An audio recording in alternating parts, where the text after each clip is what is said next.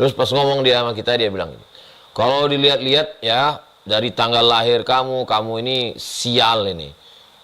Banyak membawa sial ini. Langsung tempeleng mukanya, lepak. Habis itu dia kan marah, habis itu marah dia. Kenapa kau tempeleng? Tanya. Kenapa kau tak tahu masa depanmu? Kau bisa meramal masa depanku kan? Kau bilang aku sial kan? Iya. Kenapa kau tak tahu aku akan menempeleng mukamu? Sedang nasib kau aja kau tak tahu. Bagaimana pula kau mau meramal nasib aku? Kasar dia, kasar kita. Jahil dia, balas juga dengan jahil. Jangan pakai ayat. Rasulullah mengajak, tak mempan, pak mukanya. Saya karena belum pernah aja jumpa orang meramal saya. Kalau diramalnya saya, kalau dibilangnya, kalau saya lihat-lihat ini Ustadz, kayaknya Ustadz banyak sialnya nih. 2 kali saya katakan, pak sekali. Kenapa kau tak tahu bahwa aku akan menempeleng kau? Coba lihat bagaimana Islam membangkitkan semangat orang.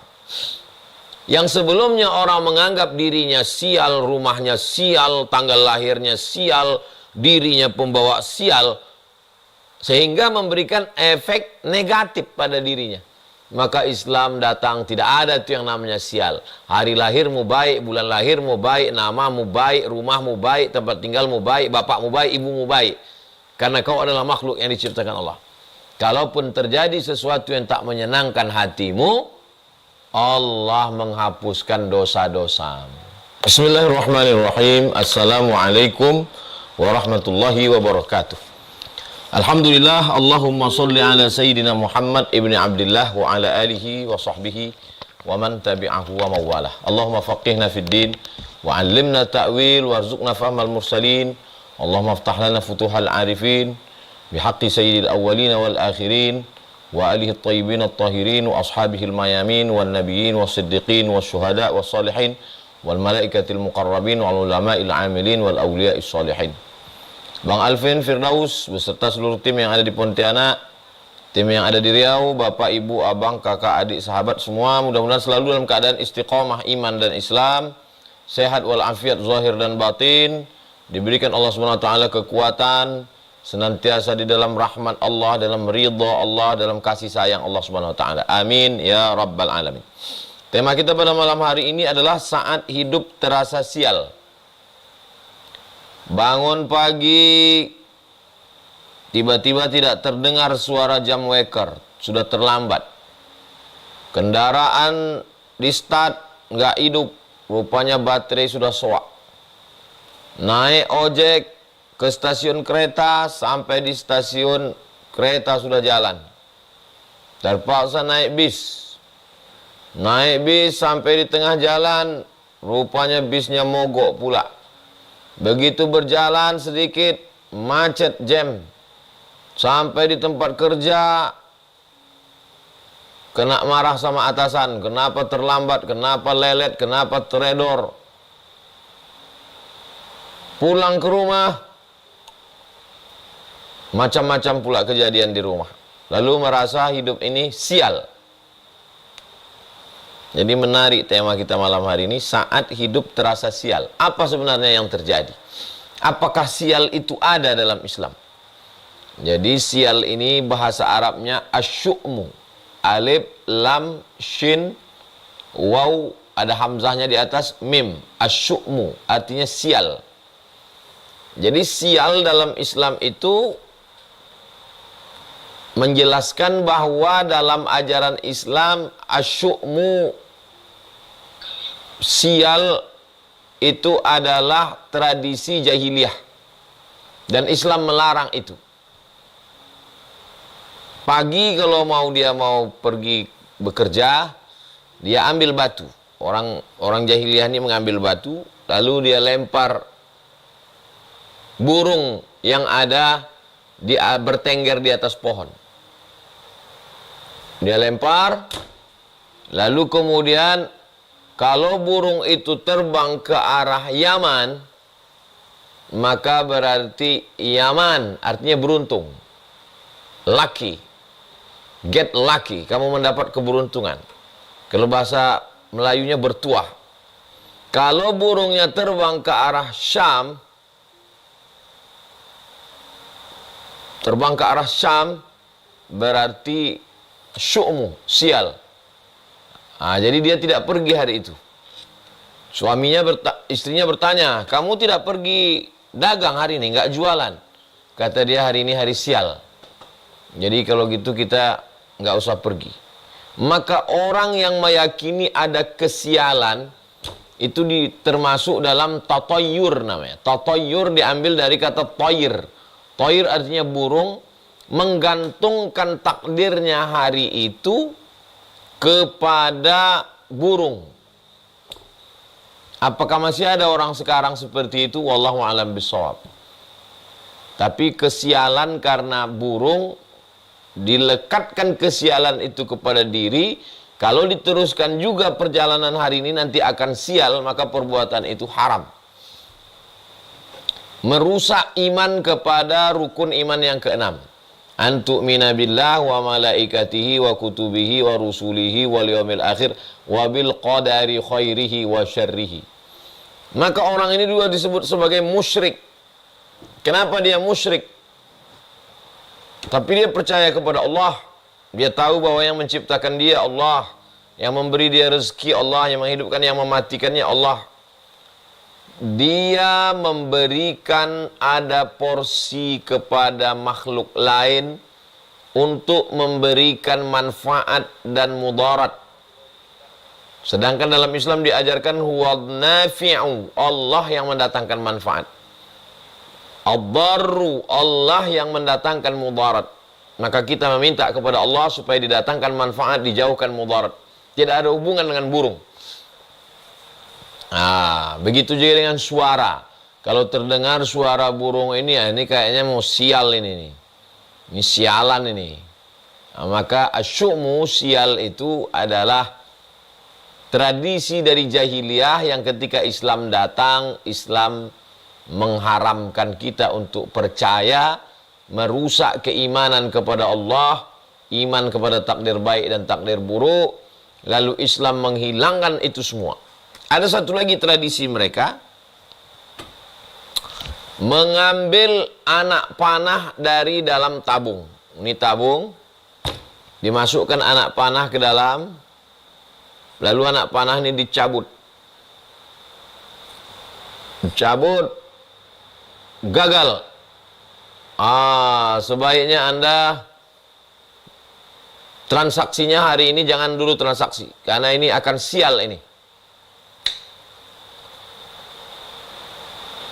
Hurrimat innamal khamru khamar wal maisir judi wal ansab menyembelih binatang untuk berhala wal azlam mencabut anak panah. Azlam itu anak panah yang pangkalnya belum dikasih bulu ayam.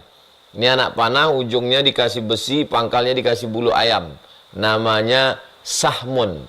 Tapi kalau bulu ayamnya belum dipasang, namanya azlam.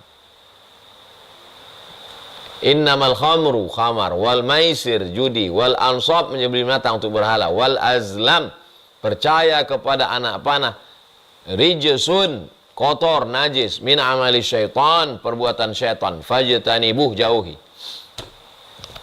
Sial.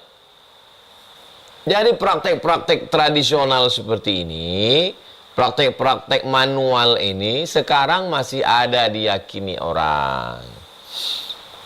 Melalui ramalan-ramalan, kelihatannya Anda ini sial ini. Kalau dilihat dari tanggal lahir Anda sialannya banyak. Maka sialannya mesti dibuang ini. Sial ini.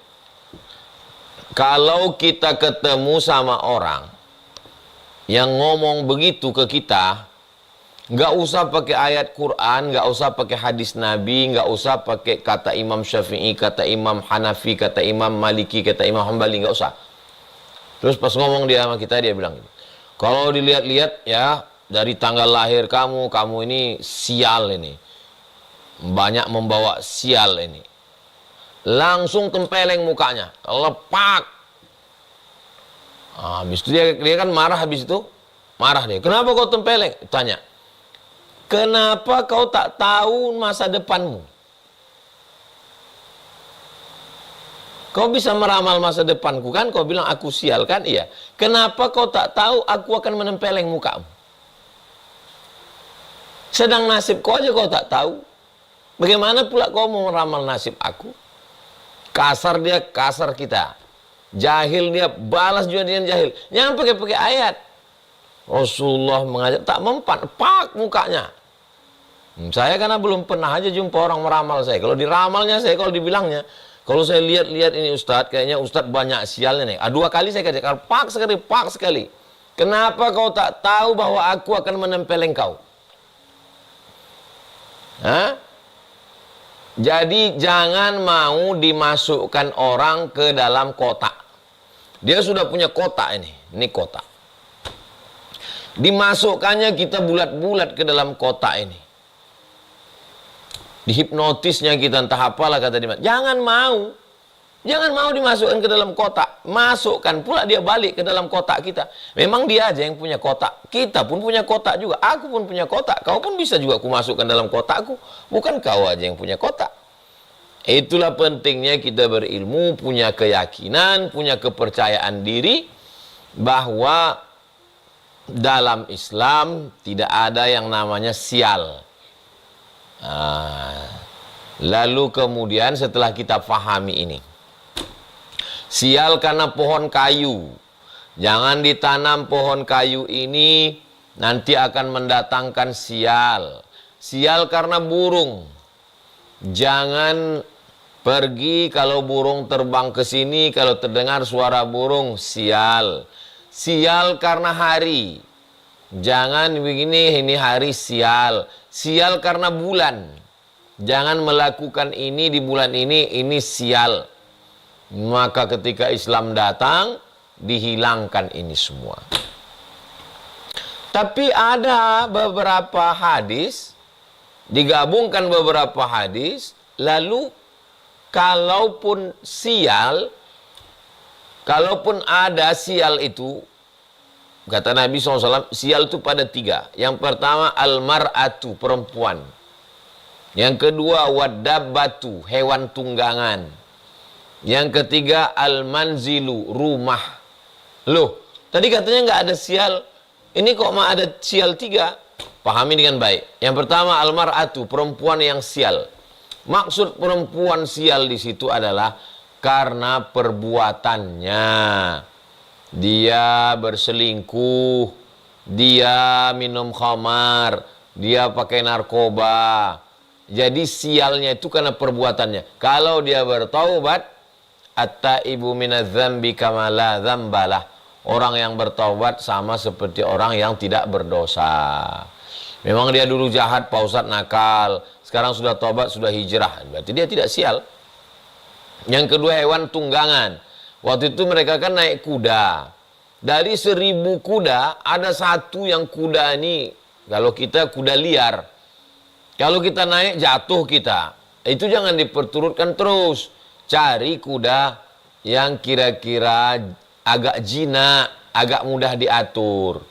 Karena kalau diperturutkan juga, itu asyukmu. Memang dia susah dipotong aja. Kambing pun juga begitu, ada satu kambing yang nakal. Ayam pun kadang ada juga model begitu. Diusir, dihalau, masuk juga ke rumah. Ayam begini ini dipotong. Kemudian al-manzil. Kok bisa rumah itu katanya sial? Maksudnya rumah itu mungkin pada letak cahaya mataharinya. Bukan ada hubungan cahaya matahari dengan rezeki, bukan itu maksudnya. Ketika rumah ini menghadap cahaya matahari terbit pagi, betul waktu pagi itu panasnya sehat. Tapi waktu siang panas terik, sehingga di dalam rumah itu mereka tinggal di gurun pasir. Tidak ada kipas angin, tak ada AC, panas. Maka mestinya membuat rumah itu depannya ke utara, lalu kemudian belakangnya ke selatan, atau depannya ke selatan, belakangnya ke utara, bukan menghadap ke timur atau ke barat, karena itu akan melawan cahaya matahari. Nah, itu yang dimaksud. Jadi tidak ada unsur magis, tidak ada unsur gaib-gaib, karena kita sudah mengembalikan semuanya pada kuasa Allah. La tataharraku dzarratu illa biiznillah. Tidak ada sesuatu pun yang bergerak di atas muka bumi ini kecuali atas kuasa Allah Subhanahu wa ta'ala. Innama amruhu idza arada syai'an ayaqula lahu kun fayakun. Kalau Allah berkehendak, maka segala yang kau katakan tadi sial ini hilang semuanya atas kuasa Allah Subhanahu wa ta'ala. Berkat syafaat Nabi Muhammad SAW, berkat surat Al-Fatihah, berkat zikir-zikir, berkat surat Yasin, berkat tahlil, berkat sodaqoh. Nah, ini semua. Jadi jangan merasa ada unsur lain, i'tiqadu, suatu keyakinan, wusulil makruhi, ada sesuatu yang makruh, yang tidak disukai, yang tidak disenangi, ilaika, terjadi pada dirimu, bisa babin yattasilu bika, disebabkan oleh suatu sebab yang berkaitan denganmu. Nah, inilah tadi terkait dengan burung, pokok kayu, dengan nama, dengan bulan lahir, dengan tahun lahir, dengan astrologi, perbintangan, astronomi. Astrologi baik, ilmu falak, tak masalah. Yang masalah ini adalah astronomi baik, tak salah. Yang salah ini astrologi, perbintangan. Kalau bintang Anda ini, hari ini Anda sial, maka disebut dia dengan syirik. Syirik artinya syirik, la syarikalah, tidak ada sekutu bagi Allah Subhanahu wa taala. Sedangkan dia meyakini ada selain Allah. Kita umat Islam mengatakan la ilaha illallah, tiada Tuhan selain Allah Subhanahu wa taala. Nah, ini sudah kita bahas secara mendalam tentang asyu'mu ini, tentang sial. Jadi jangan lagi berkata, ini kayaknya aku sial nih gara-gara kemarin nabrak kucing ini. Habis nabrak kucing itu memang sial terus ini. Apa pula hubungan kucing sama takdir? Berarti bertambahlah Tuhan kau kucing. Samalah sama orang Mesir zaman jahiliyah, ada Tuhannya kucing. Coba tengok di dinding-dinding piramid Mesir, ada gambar kucing. Film Mumi pun ada, mereka mengkeramatkan kucing. Dalam Islam semuanya makhluk, masih wallah, selain Allah itu adalah makhluk, tidak memberikan efek. Maka kita beriman kepada Allah Subhanahu wa taala, maka matangkan sifat 20 wujud qidam baqa mukhalafatul hawadisi qiyamuhu binafsihi wahdaniyah qudrat iradat ilmun hayat sama basar kalam.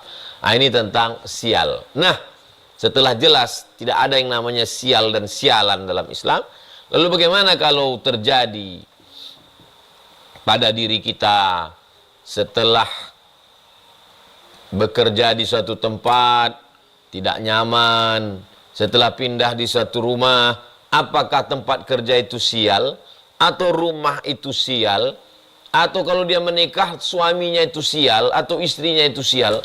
Maka itu tidak ada. Semuanya baik dalam pandangan Allah Subhanahu wa ta'ala. Jadi kalau terjadi sesuatu yang tidak menyenangkan pada diri kita, apa itu namanya? Yang pertama, la yusibul mu'min min nasabin wala wasabin wala saqamin wala syaukin yashtaquha. Saya jalan dengan Bang Alvin. Saya Bang Alvin, Putra, Ilham, Wira. Tiba-tiba kaki saya tertusuk duri. Tertusuk duri. Apakah saya perlu mencari-cari? Wah, kalau gitu aku nih sial nih kayaknya nih. Perlu ganti nama ini. Perlu pindah rumah ini. Perlu potong kambing hitam ini untuk mengusir sial. Maka yang pertama, kaffarallahu anhu biha sayyi'atuh, berarti Allah menghapuskan dosa saya. Coba lihat bagaimana Islam membangkitkan semangat orang. Yang sebelumnya orang menganggap dirinya sial, rumahnya sial, tanggal lahirnya sial, dirinya pembawa sial, sehingga memberikan efek negatif pada dirinya.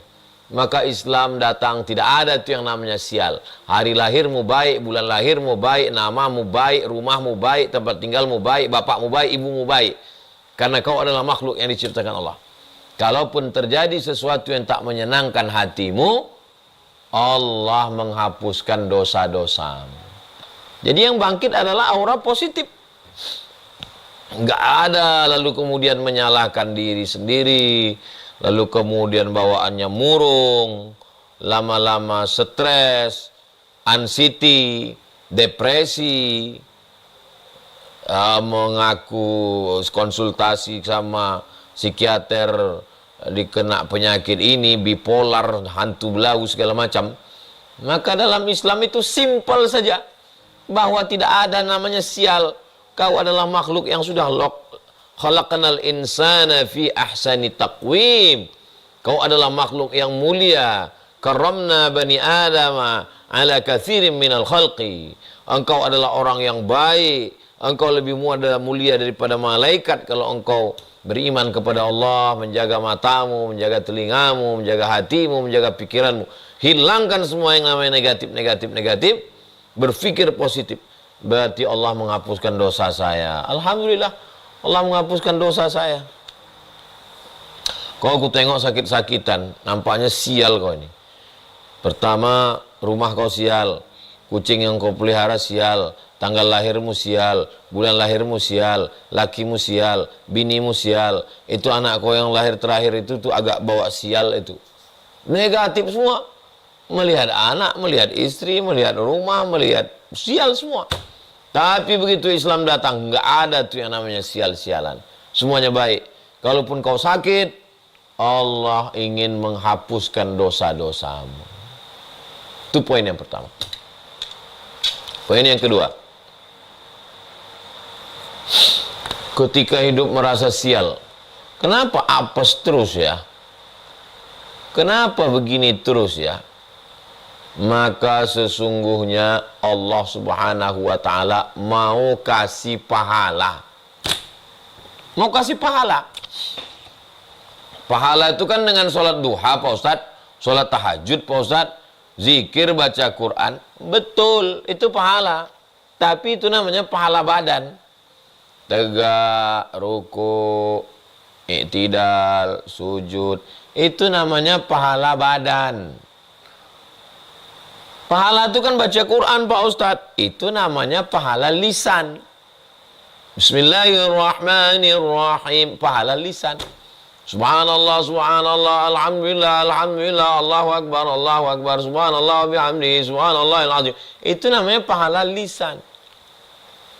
Yang namanya pahala itu kan Pak Ustadz, bangun masjid, bangun pondok pesantren, bangun kelas, bangun asrama.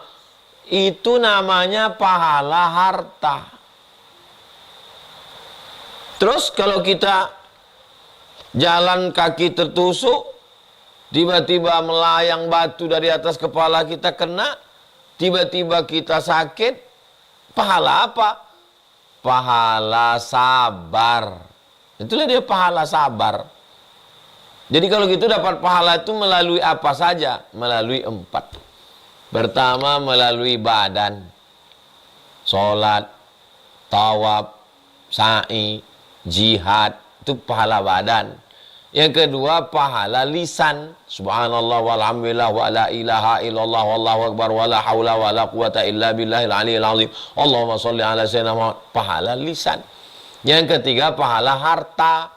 Zakat, wakaf, infak, sedekah, wasiat, hibah, sedekah. Ini pahala harta. Yang keempat namanya pahala hati. Sabar, qanaah, merasa cukup, enggak ngelawan.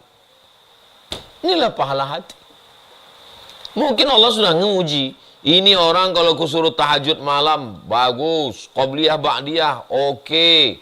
Oke, sudah. Lisannya, baca surat Al-Kahfi malam Jumat. Baca Al-Muluk mau tidur. Baca Yasin. Zikirnya banyak. Ratib Al-Haddad, Ratib Al-Attas, Hizib Nawawi, Hizib Bahar. Banyak. Hartanya juga rajin sedekah. Tapi ada satu yang belum.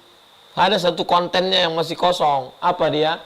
Amal hati. Maka aku uji. Jadi ketika kita mengalami sesuatu, kita tidak langsung mengatakan, oh diri saya sial ini. Suami saya sial ini. Anak saya yang terakhir ini sial ini. Kawan saya yang ini sejak berteman dengan ini sial. Enggak, kita tidak menyalahkan orang. Kita menarik ke diri kita, berarti amalku masih kurang. Ada satu amal yang aku belum. Amal apa namanya? Amal hati. Yang ketiga,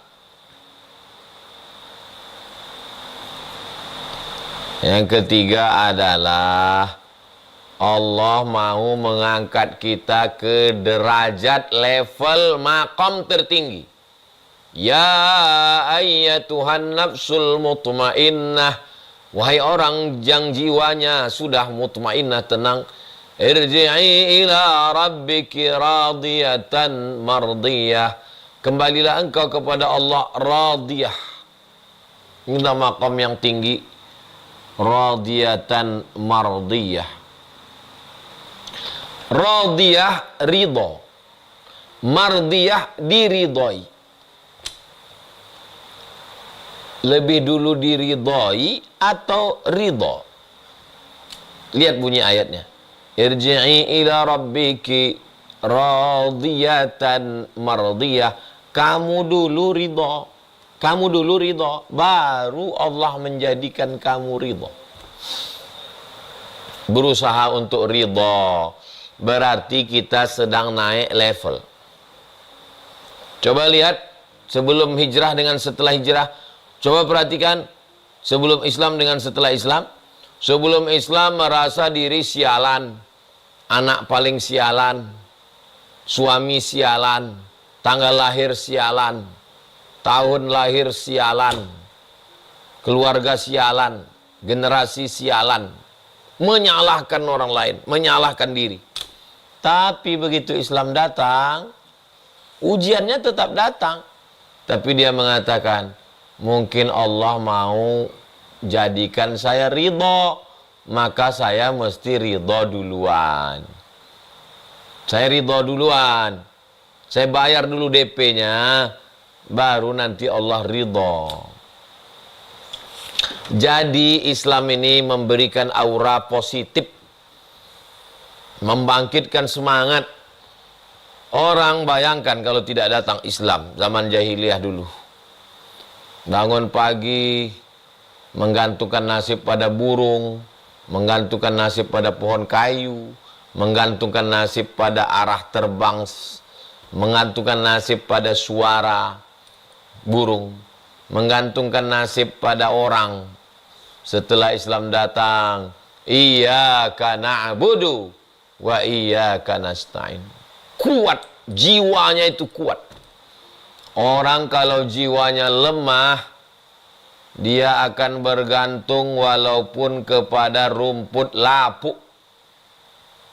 Orang kalau sudah hanyut di sungai, dia akan menarik semua rumput yang lapuk pun dia tarik juga. Orang kalau tidak berpegang kepada Allah, dia akan berpegang kepada selain Allah. Nampak ada kambing yang aneh kakinya 3 disembah. Nampak ada anjing kepalanya bercabang disembah. Nampak ada pohon kayu agak aneh dikit disembah. Nampak orang agak aneh dikit dari penampilannya, dari ngomongnya disembah. Kenapa? Kenapa ada ketertarikan untuk menyembah makhluk? Karena tidak mengagungkan Allah.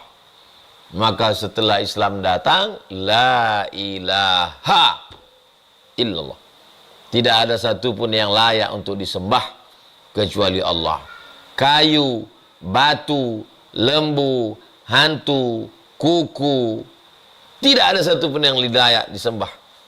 Mentauhidkan, memurnikan tauhid kepada Allah Subhanahu wa taala. Allahu Akbar. Inna salati wa nusuki wa mahyaya wa mamati lillah wajjahtu wajhiya alladhi fatara as-samawati wal arda hanifan musliman wa ana minal musyrikin.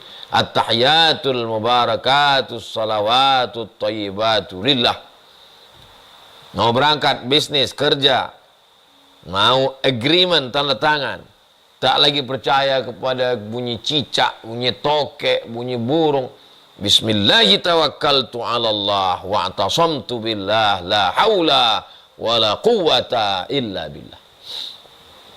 Jadi kalau paham hakikat ajaran Islam ini, mendatangkan ketenangan, memberikan kekuatan, tidak menyalah-nyalahkan diri, tidak menyalah-nyalahkan orang, tidak menganggap negatif, tidak suka mencari kambing hitam.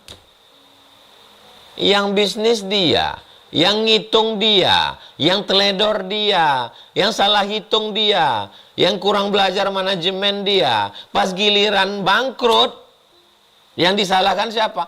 Anak terakhir sialan, istri sialan, suami sialan, rumah sialan. Apa salah mereka? Ini ajaran dari mana ini? Itu maka disebut dia jahiliyah. Apakah masih ada jahiliyah di abad 20 ini? Iya, banyak sekali orang masih jahiliyah.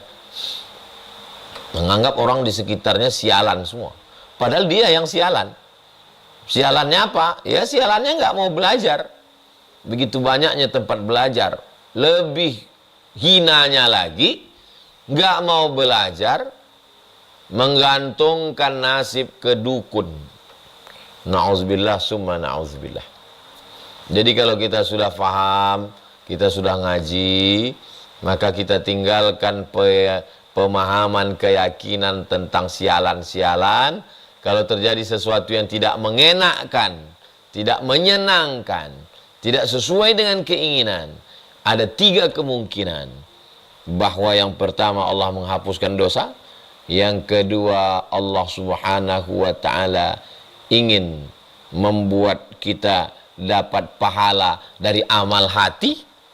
Yang ketiga, Allah ingin kita diridhai dengan berusaha ridha dengan ketetapan Allah saat tidak sesuai keinginan kita dengan kenyataan.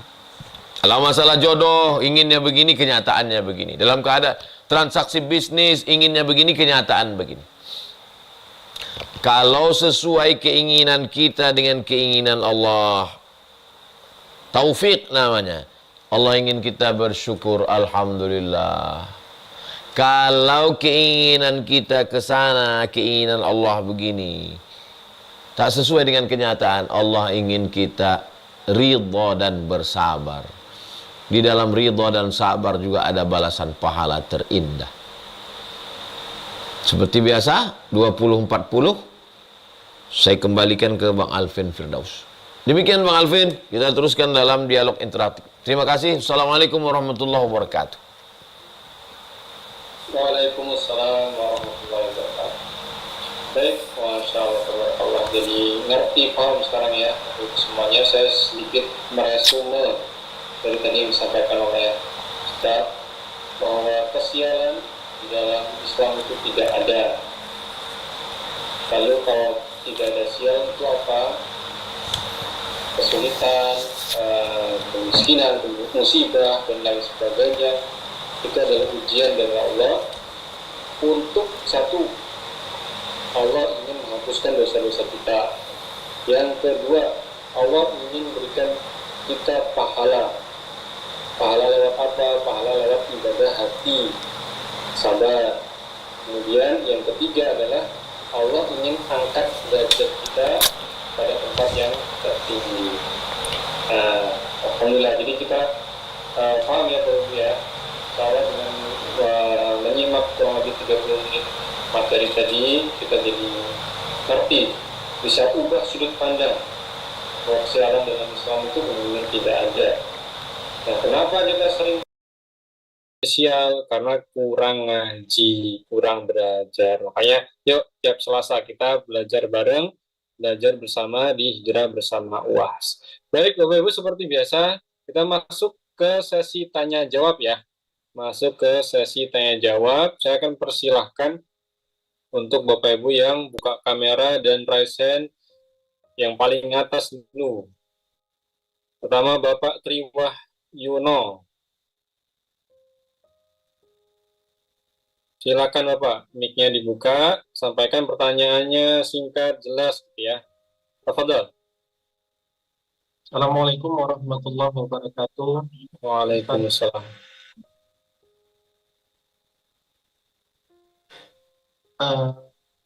ada yang saya mau tanyakan nih Pak Ustadz untuk yang berkaitan dengan tema tadi masih agak membingungkan antara makna sial dengan kan kita ini ada akal firasat nih Pak ini Ustadz.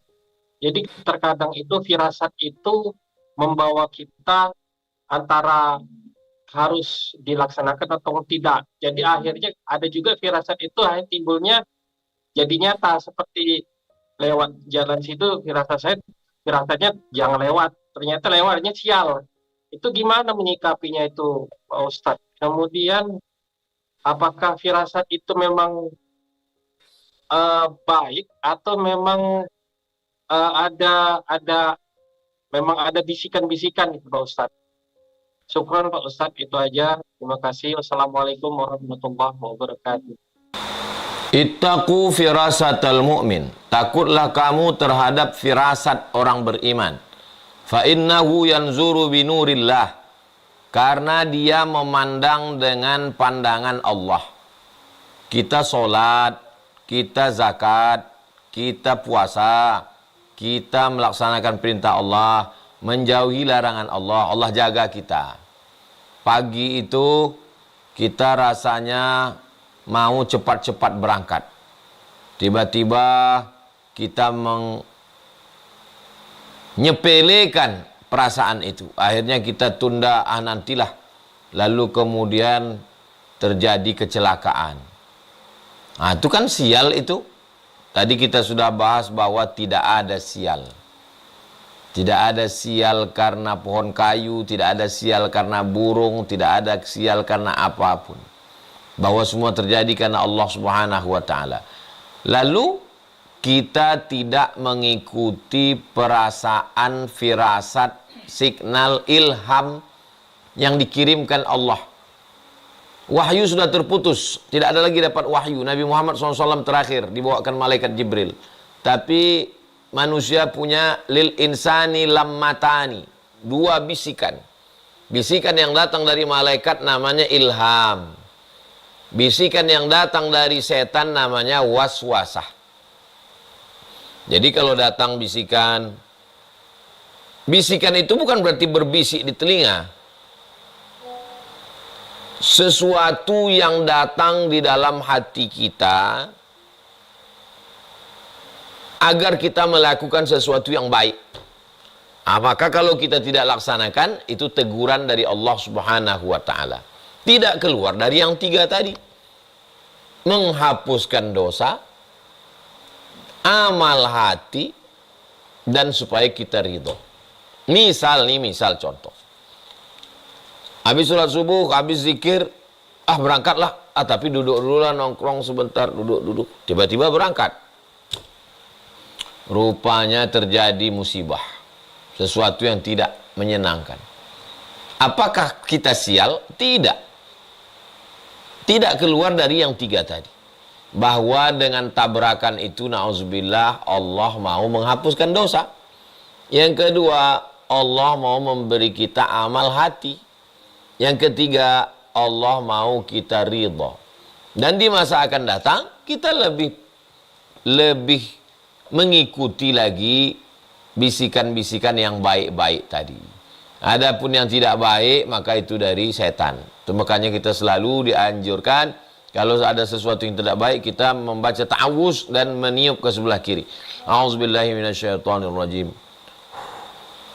Demikian, wallahu a'lam bishawab. Syukran Ustaz. Baik, terjawab ya Bapak. Bapak Triwahyuno. Kita lanjut berikutnya.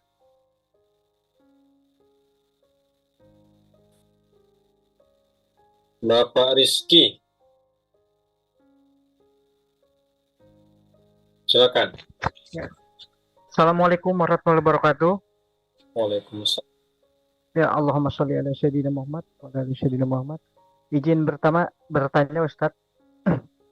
Ya, di mukadimah tadi sudah disampaikan bahwa zaman jahiliyah itu kita masih tergantungan pada hal-hal, contohnya tadi burung, kayu, dan lain sebagainya. Nah, pertanyaan saya Ustadz, bagaimana kalau istilah sial itu memang datang pengaruh dari orang lain itu Ustadz, dari di sekitar kita yang menyebabkan kita mendapatkan pengaruh buruk dari sekitar kita, dari orang tersebut gitu Ustadz, yang mengakibatkan berakibat buruk kepada diri kita. Bagaimana dalam hal itu dalam Islam menyikapinya Ustadz? Demikian Ustadz, terima kasih. Wassalamualaikum warahmatullahi wabarakatuh. Kasih contoh misalkan teman-teman dalam hal lingkungan kita, ada beberapa orang yang memberikan pengaruh buruk pada kita ya Ustadz, gitu, dalam hal perilaku, sikap, atau dalam hal keseharian-harian mereka, begitu Ustadz. Aminkum mungkaran. Siapa di antara kamu melihat perbuatan mungkar? Kawan ini pakai narkoba atau dia pakai dukun, lalu kita ikut dia. Falyughayyirhu biyadihi, robah dengan tangan. Kalau kita punya kekuasaan. Fa illam yastati, kalau tidak sanggup, fabilisani, dengan lisan, larang. Fa illam yastati, kalau tidak sanggup, fabiqalbih, dengan hati. Lalu kemudian kita jalan juga dengan dia. Lalu kemudian ketangkap polisi.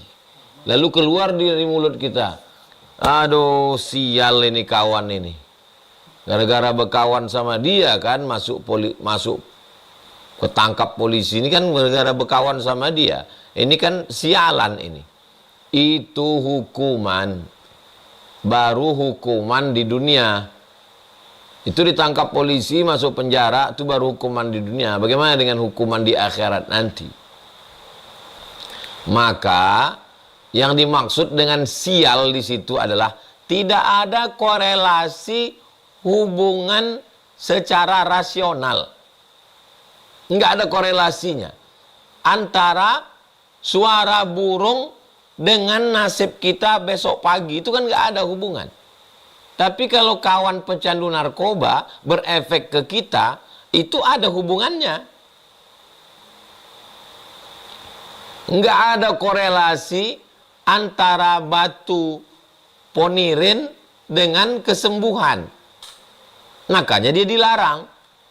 Adapun minum madu, ada korelasinya. Karena madu setelah diperiksa, dicek, memang ada hubungan. Kenapa berobat ke dokter boleh? Kenapa ke dukun nggak boleh? Karena dokter ada hubungan korelasi antara sesak napas dengan kapsul yang diberikan. Sedangkan ini nggak ada sama sekali. Ini kan teman, berarti teman ini sial. Ada hubungan korelasi. Karena berteman dengan dia, dia maling, ketangkap. Karena ngelawan hukum. Berteman dengan dia, dia pakai narkoba, pakai pil anjing gila, ketangkap. Kalau dengan burung tadi, itu nggak ada hubungan. Burung ceritanya lain. Menisbatkan sesuatu yang tidak ada hubungan, lalu menghubung-hubungkannya, cocokologi. Lalu mengatakan sial. Itulah yang dilarang dalam ajaran Islam. Wallahu a'lam bishawab.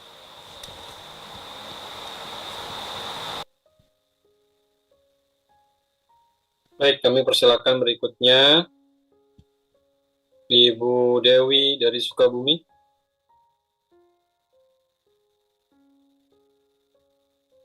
Silakan Ibu. Assalamualaikum warahmatullahi wabarakatuh. Ustadz, izin bertanya ini Pak Ustadz. Ini kan tadi katanya di kita itu bagi manusia itu ada ilham, bisikan-bisikan di dalam hati.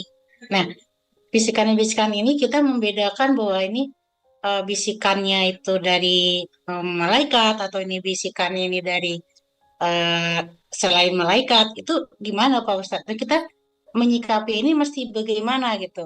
Karena kan ini sering terjadi di hati, kadang bicara-bicara yang aneh-aneh gitu kan, atau pemikiran-pikiran yang takut. Itu gimana kita menyikapinya gitu? Masawaha, demi jiwa dan penciptaannya, fa'alhamaha fujuraha, ada jalan fujur yang tidak baik, wa taqwaha, ada jalan baik. Jadi di dalam diri kita ini sendiri, intern di dalam ini, memang ada dua bisikan. Bisikan yang baik, bisikan yang tidak baik di dalam. Lalu ada ekstern yang dari luar. Ekstern ini luar mempengaruhi lagi. Malaikat memberikan bisikan yang baik, setan, jin, iblis memberikan bisikan yang tidak baik. Jadi dua, ada intern diri kita sendiri, ada ekstern yang disebut dengan hadisun nafsi. Nah, Abdul Somad bangun malam, setel jam. Itu yang nyuruh saya bangun malam setel jam itu diri saya sendiri atau bisikan dari malaikat? Kalau dia jelas, nyata dia jelas, itu dari diri sendiri. Tapi kalau dia tiba-tiba muncul, tak ada angin, tak ada hujan, tak ada mukaddimah, muncul di dalam lubuk hati yang paling dalam, bisikan malaikat. Begitu juga dengan kejahatan. Kejahatan ini ada yang muncul dari dalam diri sendiri, ada yang datang dari bisikan setan. Intinya kita tidak mencari-cari itu kapan dari kita, kapan dari setan. Yang penting mudahnya dua saja. Kalau baik berarti dari hati yang baik dan dari malaikat. Kalau jahat, jelek, busuk, dendam, hasad, dengki, kotor, dosa, maksiat, berarti dari dalam dibumbui oleh setan. Cepat-cepat kita ta'awuz, istighfar, astagfirullahalazim, baca Quran, sholawat, ambil wudhu, maka insya Allah kita selamat. Tapi kalau kita perturutkan, bahkan sengaja ngasih makan setan, bahkan sengaja pergi ke gua, ke gunung, ke bukit, menyiapkan makanan setan supaya dekat dengan setan, bisa diangkat oleh setan menjadi wali setan. Apa iya ada wali setan? Iya.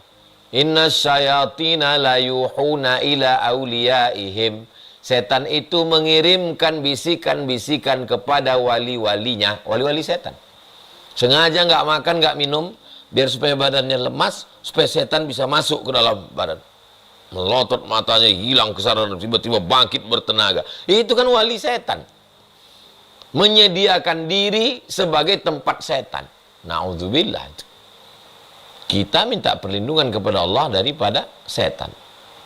Nah, jadi dengan demikian dapatlah kita fahami bahwa cepat kita berlindung kepada Allah, cepat kita berwudu, cepat kita istighfar, cepat kita tahlil, Allahu Akbar, la ilaha illallah. Sesuai dengan zikir yang diajarkan guru-guru kita, la ilaha illallah. Kata Imam Syekh Abdul Wahab Asy-Sya'rani, bergetar dari ujung rambut sampai ke ujung kaki, la ilaha illallah, untuk mengusir bisikan itu. Kalau dalam tarekat Naqsabandiyah, zikir khafi di dalam qalbu halus, Allah, Allah, Allah, Allah, Allah, Allah, Allah, Allah, Allah, Allah. Saya Pak Ustaz yang bisa mengusir istighfar, astaghfirullahalazim, astaghfirullahalazim, astaghfirullahalazim, astaghfirullahalazim, astaghfirullahalazim, astaghfirullahalazim. Saya Pak Ustaz yang paling cepat kalau saya berselawat, Allahumma sholli ala sayyidina Muhammad wa ala ali sayyidina Muhammad. Mana obat yang paling manjur? Pakai, teruskan. Demikian. Wallahu a'lam bishawab. Terima kasih Pak Ustaz. Barakallahu fikum. Assalamualaikum. Waalaikumsalam warahmatullahi wabarakatuh. Baik, selanjutnya kita lanjut pada Bapak Ahmad, Bapak Ahmad Suhaimi. Silakan Bapak dibuka.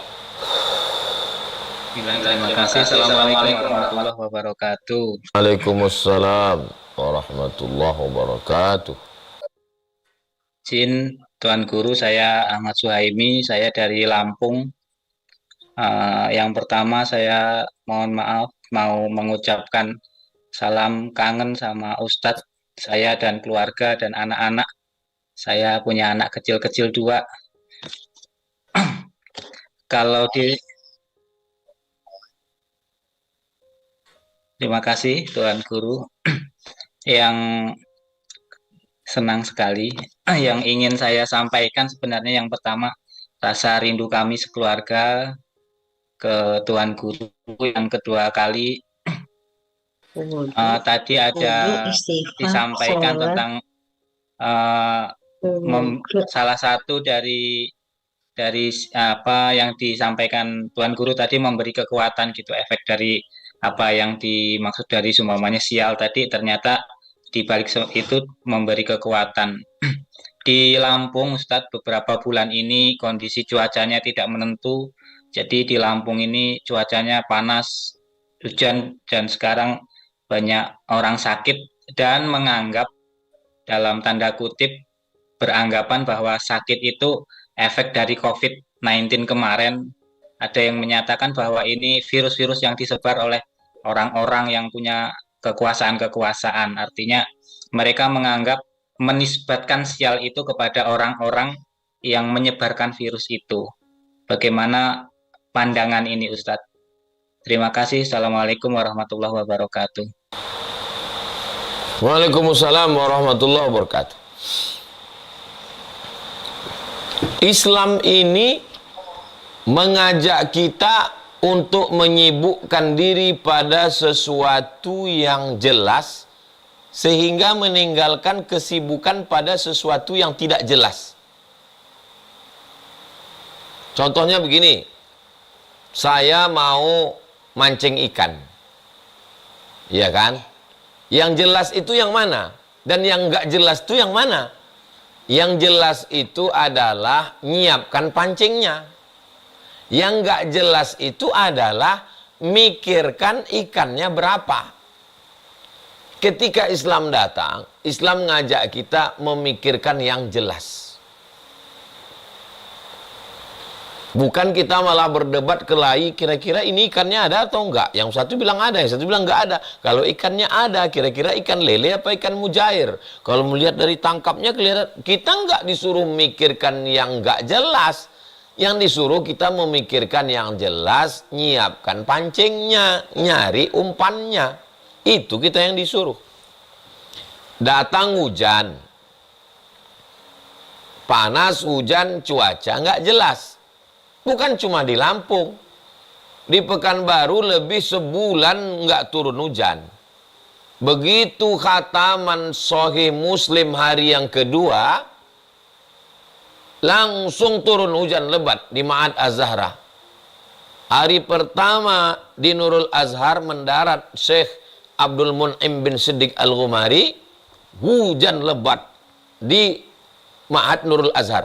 Hari kedua dibawa ke Ma'had Az-Zahra, hujan lebat lagi. Sekarang parit-parit penuh. Lalu kemudian badan saya panas dingin, tenggorokan saya kering. Na'udzubillah, ada tanda-tanda mau batuk. Lalu saya sibuk memikirkan yang nggak jelas.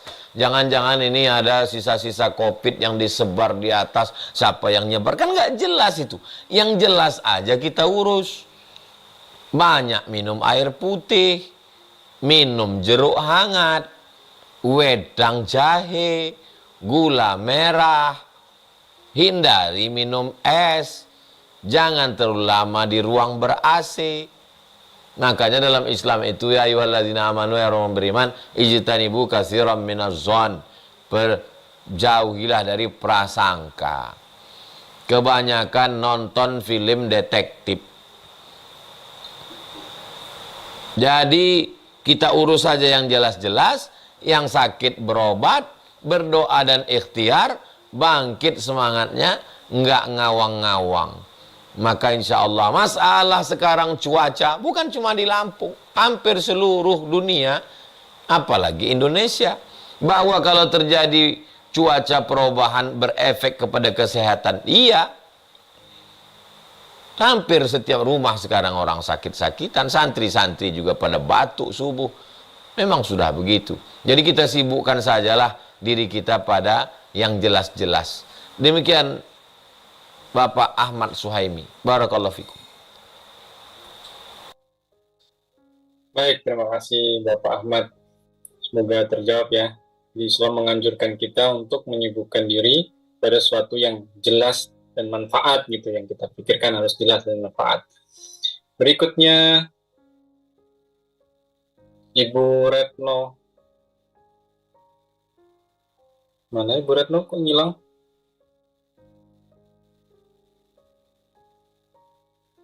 Kok hilang? Oke, kita ganti. Bu Retnanya hilang.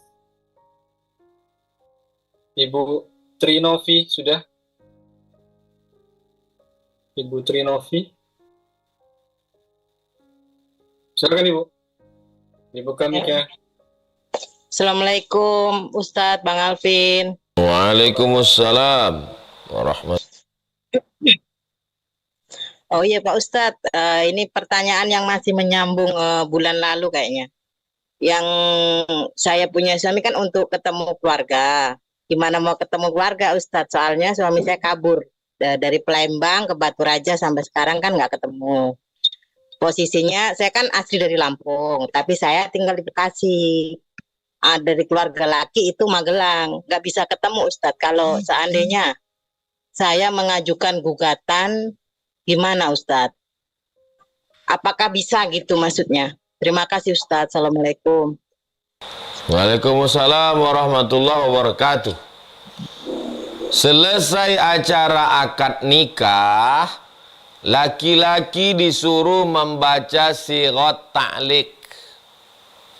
Jika saya meninggalkan istri saya 6 bulan lamanya, tidak memberikan nafkah zahir dan batin, atau menyakiti fisiknya, lalu dia datang ke pengadilan agama, mengadu dan membayar iwat 10.000 rupiah, lalu hakim menjatuhkan talak 1, maka jatuhlah talak 1 saya kepadanya. Itu diatur kompilasi hukum Islam Indonesia. Suami ibu sudah menjatuhkan talak kepada ibu waktu beberapa detik setelah akad nikah dulu. Namanya talak taklik. Talaknya jatuh kalau takliknya dia lakukan. Talak gantung namanya. Talaknya tergantung ini. Begitu dia melakukan, jatuh langsung talaknya. Talaknya tergantung.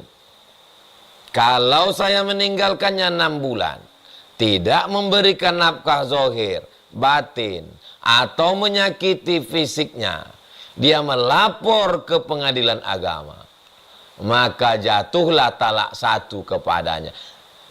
Terlaksana tadi, maka otomatis jatuh. Dengan syarat melapor.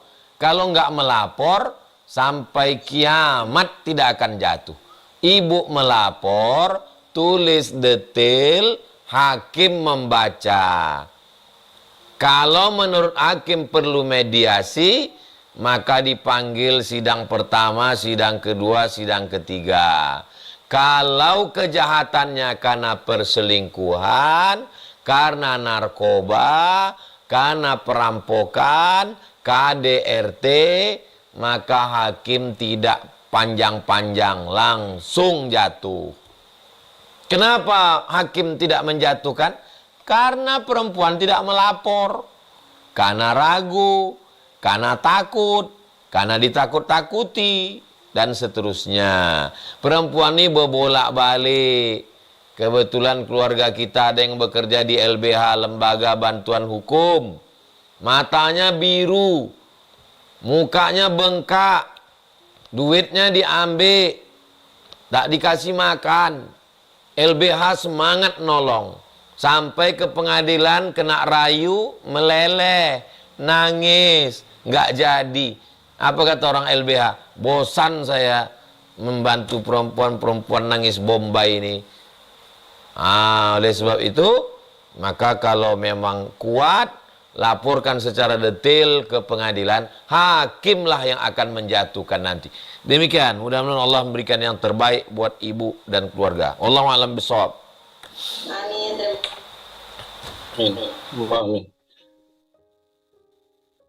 Berikutnya, Bu Retno ada lagi. Bu Retno, silakan.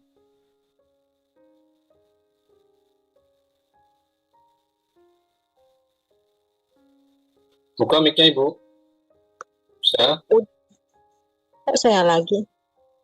Assalamualaikum warahmatullahi wabarakatuh, Ustadz. Warahmatullahi wabarakatuh. Maaf Ustadz, saya ini bodoh. Saya mau tanya, mau minta doa semoga diberi kehidupan terbaik menurut Allah Subhanahu wa taala dan saya ridho dengan ketentuan Allah seperti kajian Ustadz di YouTube untuk ridho dengan kehendak Allah. Dan ini Ustadz kalau boleh minta doanya agar saya lulus P3K, tidak ada halangan apapun karena kabarnya tahun ini guru akan diangkat ASN tanpa tes. Saya sudah nggak pilih 15 tahun Ustadz. Demikian. Assalamualaikum warahmatullahi wabarakatuh.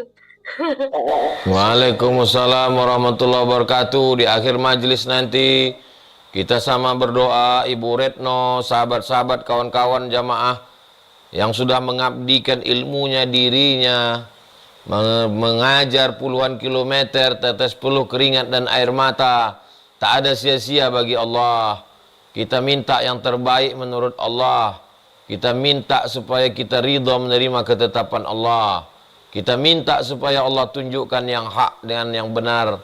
Kita minta supaya Allah berikan baik menurut kita, baik juga menurut Allah. Di akhir majelis kita akan sama berdoa kepada Allah. Demikian. Terima kasih Ustadz. Ya. Atur suwun Ustadz. Sami-sami. Sehat-sehat. Amin ya Allah. Sehat-sehat Ustadz. Salam buat Ustadz Fatimah. InsyaAllah sampai. Waalaikumsalam warahmatullahi wabarakatuh. Baik, berikutnya Bapak Jaya. Ya. Alhamdulillah. Assalamualaikum warahmatullahi wabarakatuh. Waalaikumsalam warahmatullahi wabarakatuh.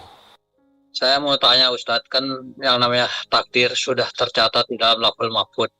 Yang saya pertanyakan, apakah bisa merubah takdir buruk itu? Kalau memang bisa, melalui apa Ustadz? Terus yang kedua, mungkin pertanyaan saya, kenapa doa itu lama ya Ustadz dikabulkan sampai saat ini? Kebetulan saya berdoa belum terkabul gitu Ustadz. Walaupun saya sudah berusaha berdoa siang malam gitu Ustadz. Hanya memang sholat duha saya nyaris tidak pernah dilakukan sih Ustadz. Itu aja begitu Ustadz. Terima kasih. Assalamualaikum warahmatullahi wabarakatuh. Waalaikumsalam warahmatullahi wabarakatuh. Yamhullahu ma yasha wa yusbit. Allah Maha Kuasa untuk menghapus takdir. Allah Maha Kuasa untuk menetapkan takdir. Yamhullahu ma yasha. Allah menghapus takdir sesuai kehendaknya. Wa yusbit, Allah menetapkan takdir sesuai kehendaknya.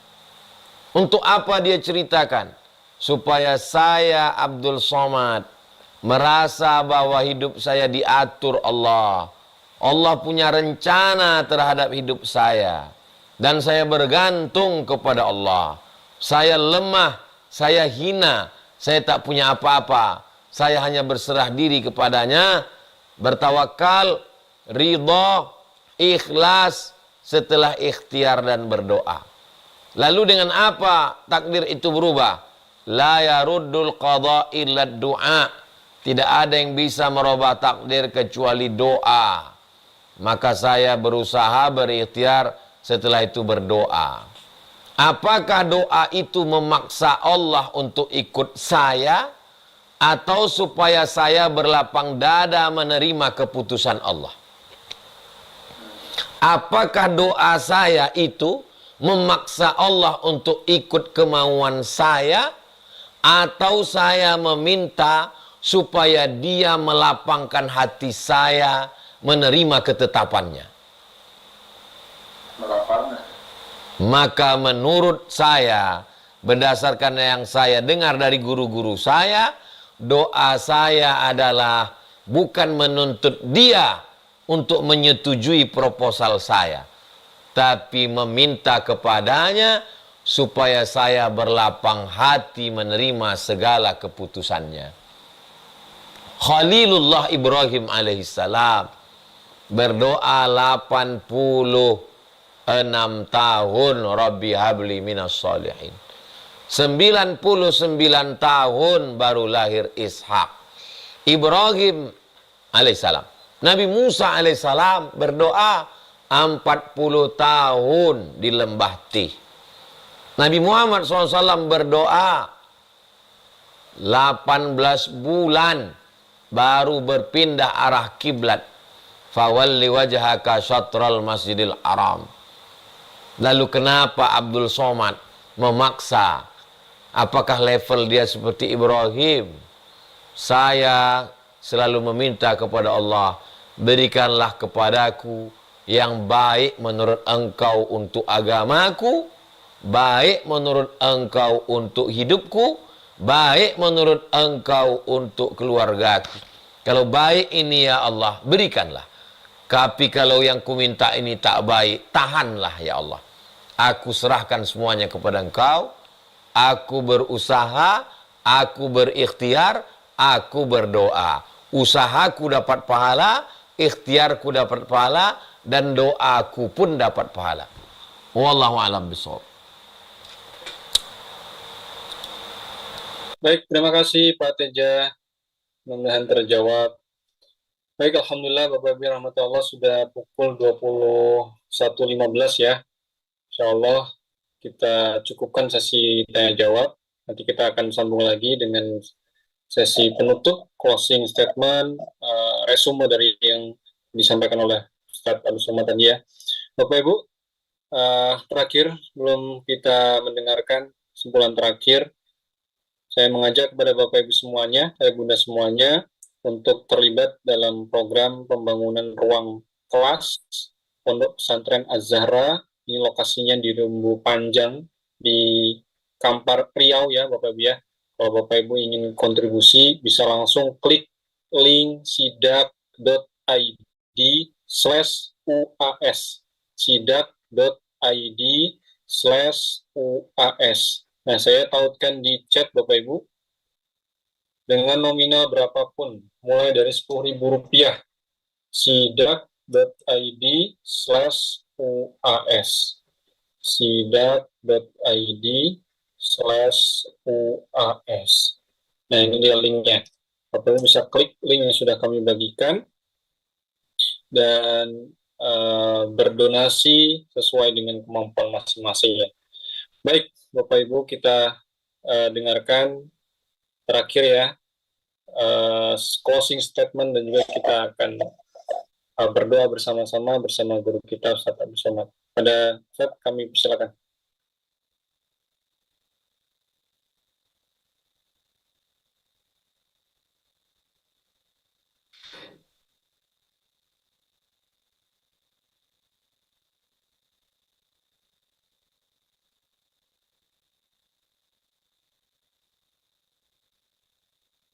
Pohon kayu yang tumbuh tidak sial. Tidak ada yang sial. Semuanya makhluk ciptaan Allah. Yang mendatangkan manfaat, menjauhkan mudarat, Allah. Allah mau kita berlindung kepadanya. Kalaupun terjadi sesuatu yang tidak menyenangkan, tidak sesuai, Allah ingin menghapuskan dosa. Allah ingin kita dapat pahala melalui amalan hati bernama sabar. Allah ingin supaya kita ridha dengan ketetapannya, sehingga kita menjadi hamba yang diridhoinya. Kenapa kita jatuh? Supaya kita naik, mengangkat tangan dan berdoa. Saat berdoa kita tidak memaksa dia untuk ikut kemauan kita. Setujuilah proposal ini. Tidak begitu. Kita minta kepadanya, lapangkanlah hatiku, kuatkanlah pundakku untuk menerima ketetapanmu ya Allah. Karena aku hambamu. Aku yang hamba, engkau yang Tuhan. Bukan aku Tuhan. La ilaha illa anta. Tiada Tuhan selain engkau ya Allah. Ala hadhihi niyah al-Fatihah.